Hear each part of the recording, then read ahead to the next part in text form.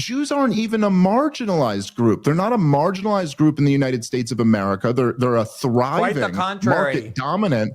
Yes, a market dominant minority, as Amy Chua would call them. And in the Middle East, in the region, they're by far the most powerful force with the backing of the biggest, most powerful governments in the history of the world. So like it's substantially worse than what the woke left does.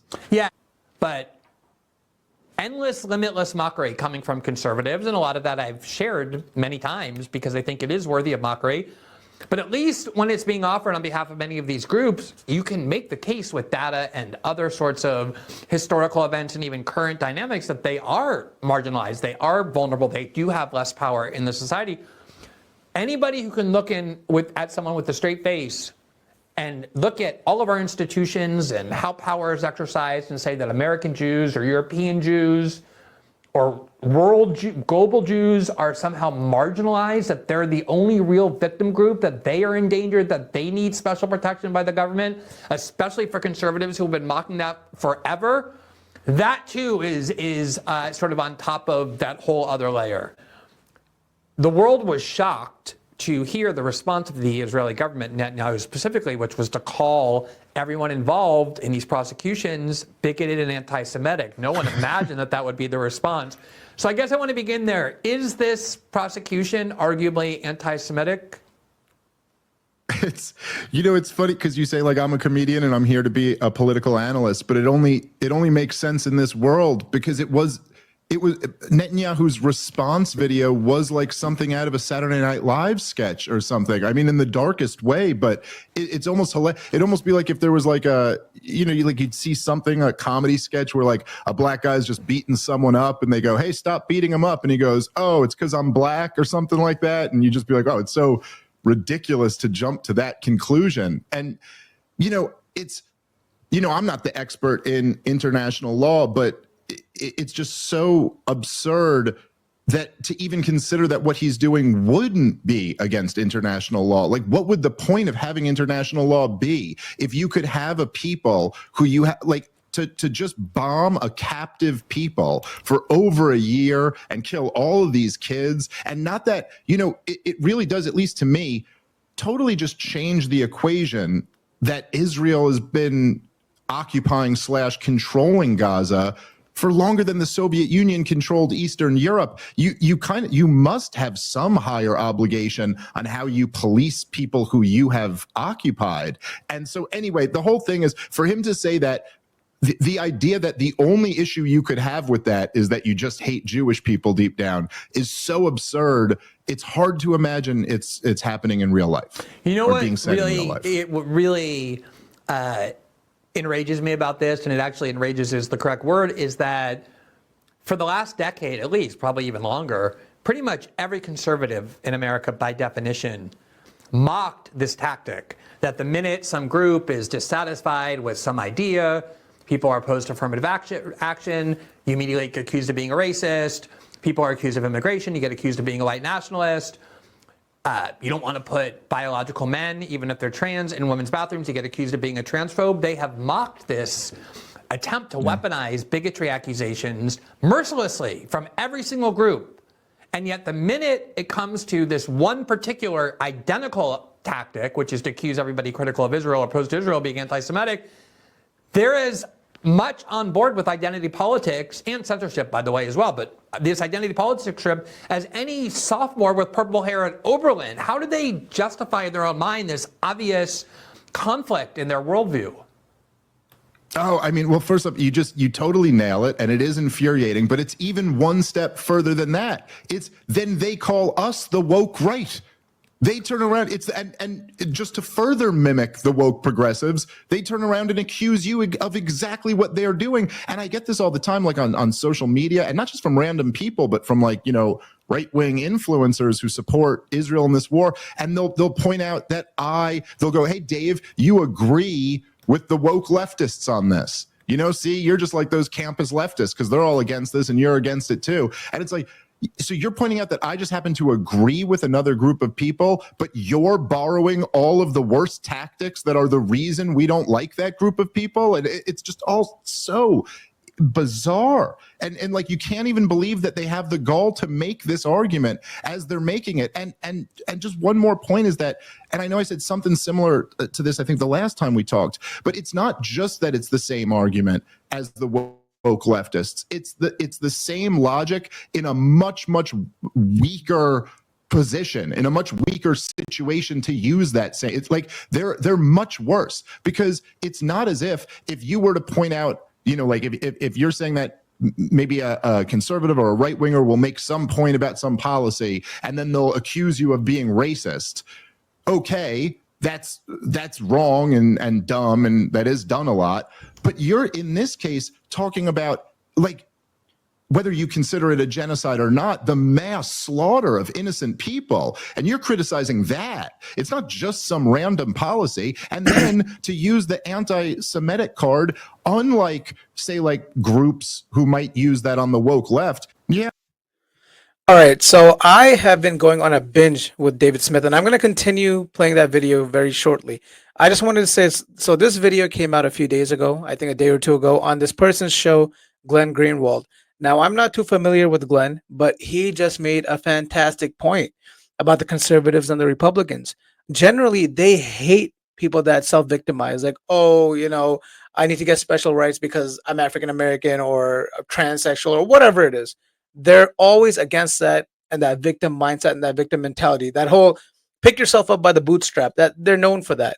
So then why is it when Benjamin Netanyahu comes out there and says, oh, the whole world is being anti-Semitic to us, and then the Republicans are like, yeah, Republicans are like, yep, that makes sense. Why are people being so rude?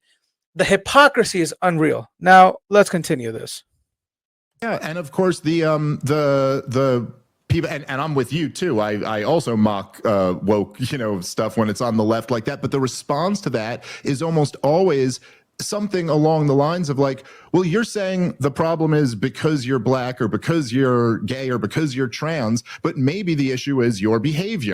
Thank you, Dave. Or maybe the issue is this. Why don't you take a look? And I don't understand why that's so crazy to say, like, even if I could put myself in the space where I was like pro-Israel, I was on that side.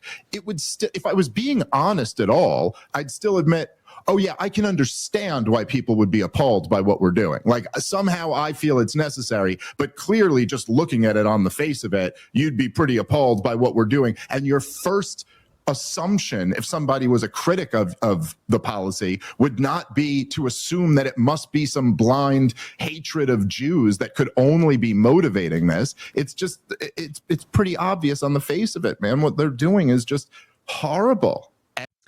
I honestly don't think it's going to last long how Benjamin Netanyahu was just playing the anti-Semitic card. It reminds me of a lot of Democrats that, out of their hatred for Trump, they don't realize why many people have voted for him. Like, I'm not saying he's a good person or anything, but there's a reason half the country voted for him.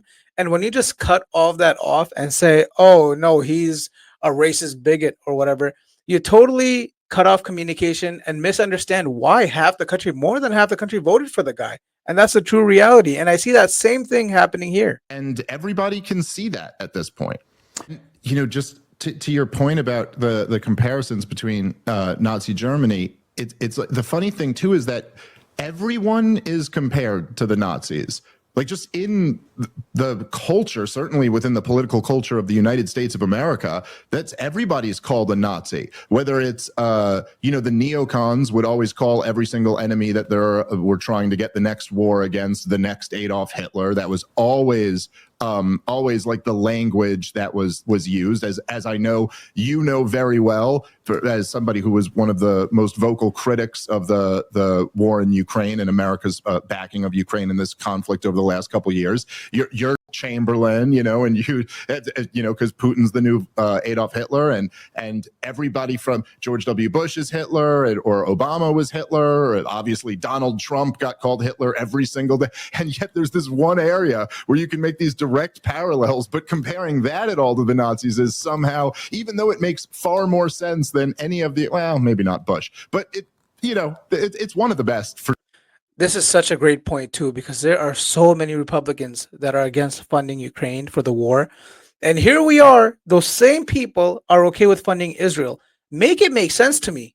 the hypocrisy is unreal. How are you okay with not funding one country because America first, but then you're totally okay with funding another country?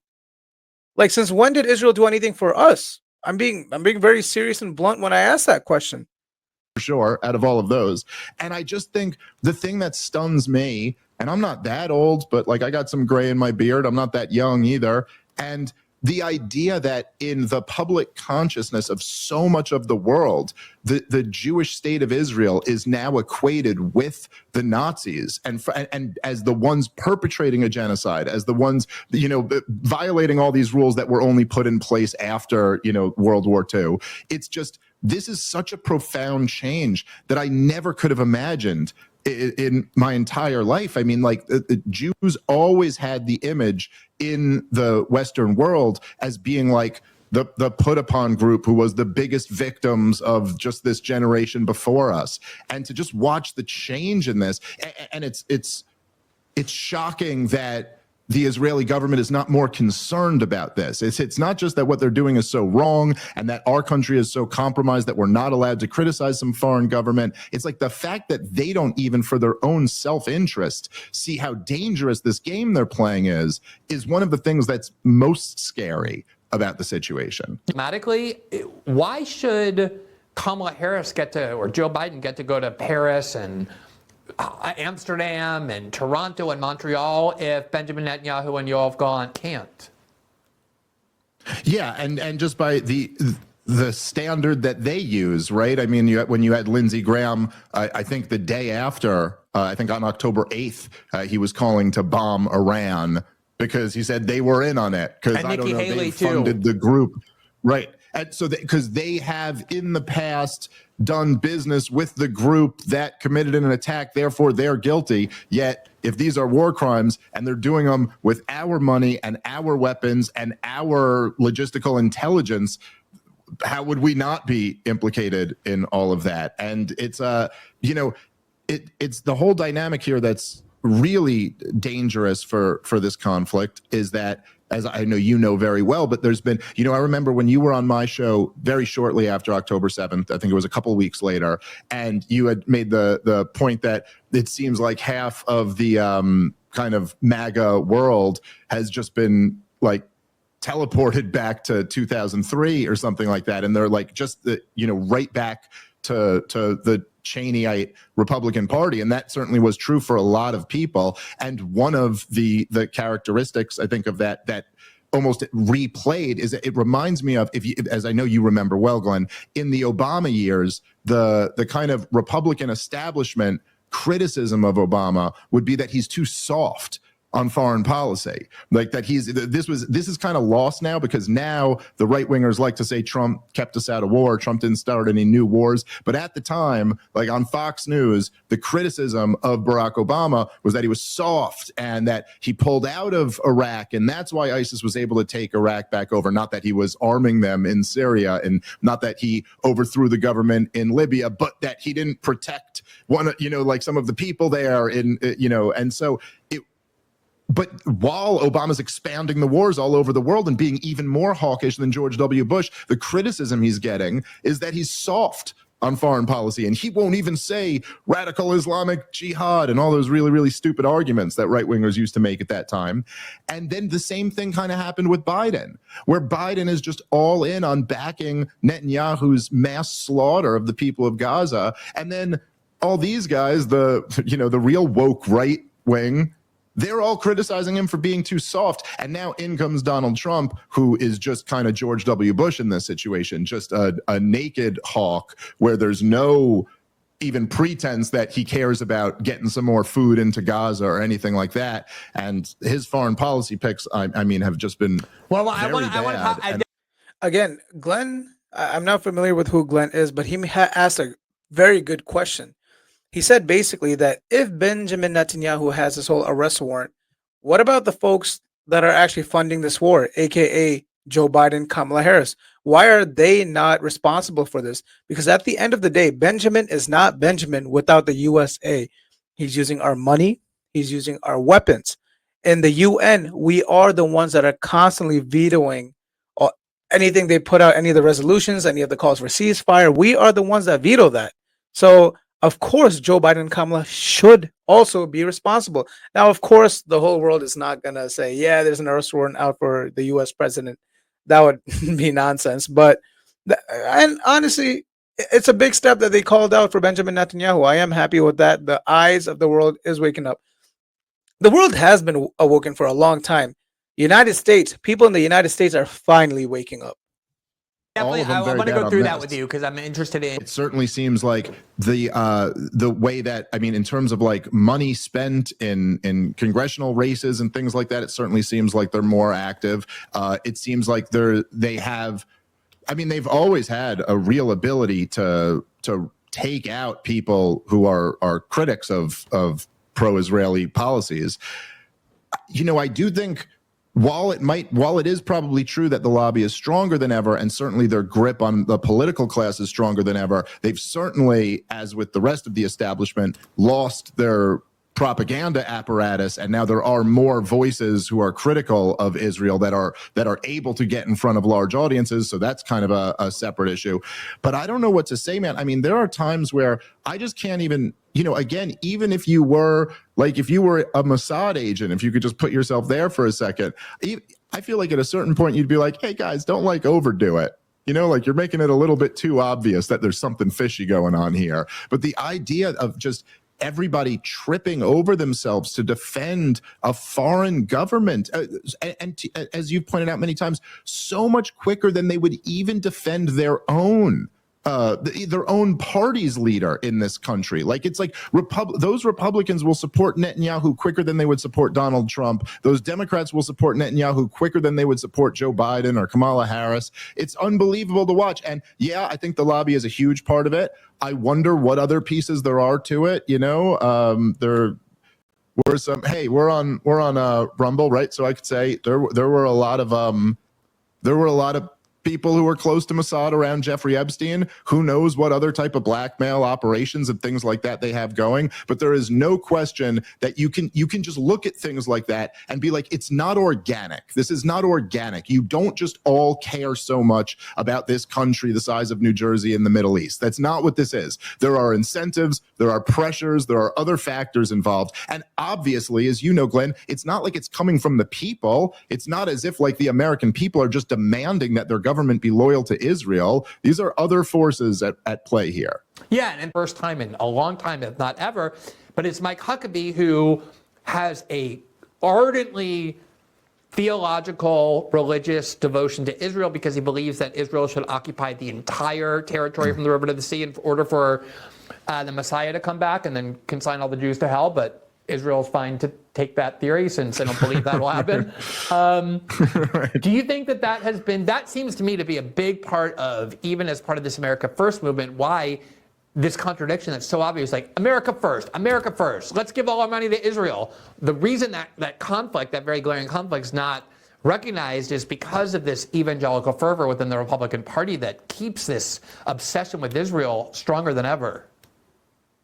Yeah, I mean, that certainly is a huge part of it. And of course, to the stuff you were saying before, I think it's also like, it's important to recognize that, like, even if you have the Israel lobby and you have like, say, like financial interests or who, you know, are pushing in the direction of always unconditionally supporting Israel, it's also the fact that, and this is one of the things that it's the nature of government. And I think it's something that people, especially people in this type of space, when we're talking about, you know, people who listen to shows like this, they listen because they care about about policy and they've thought about these things and they enjoy like hearing these perspectives. But sometimes we can have the illusion that that's how like the state apparatus is run, and that, you know, people are making arguments and whoever has the better argument gets that policy. But of course, like, we all know that's not how it actually works. And the truth is that what's good for power in Washington, D.C., or what's good for business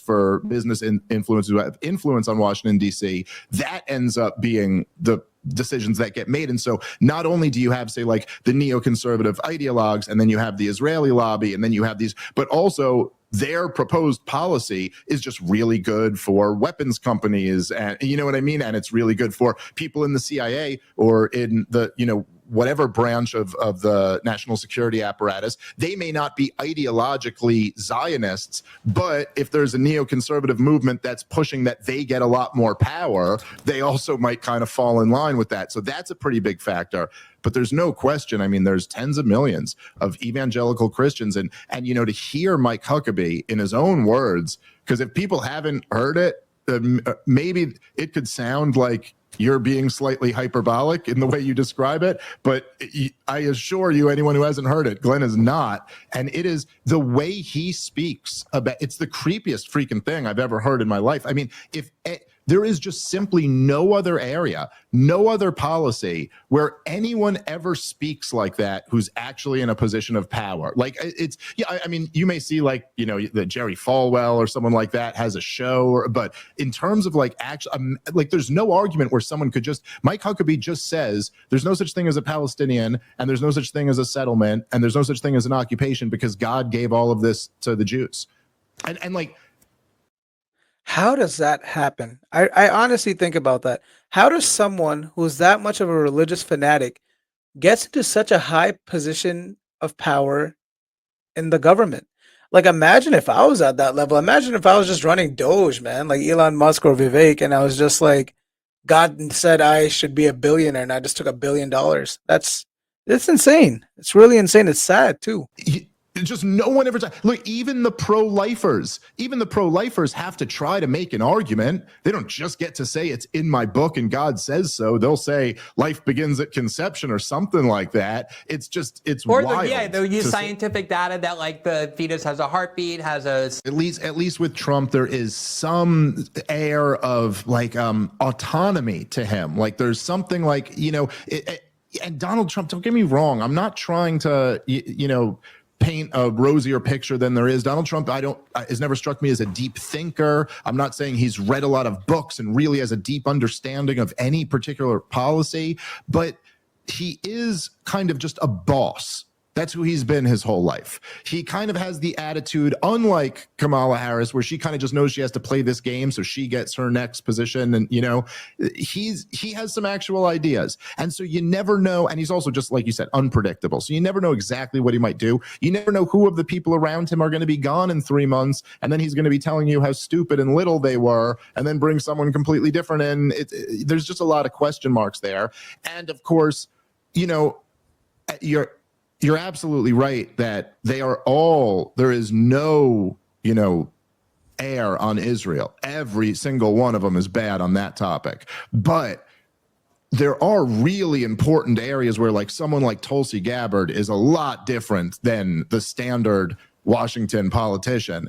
And I mean, she really was heroic on Syria. She's been great on Ukraine. She's been great, on the nature of the war in Iraq and our endless support of Saudi Arabia. There's a lot of areas, and particularly one thing I really, I was listening to you and Tucker's podcast, and it was great, by the way. But the one part where you guys were talking about like, the threat of nuclear wars, we talked about today too. I mean, Tulsi really should get a lot of credit. I remember in 2020, when she was on the debate stage, whenever she'd be asked what her most important issue is, she'd always say nuclear war.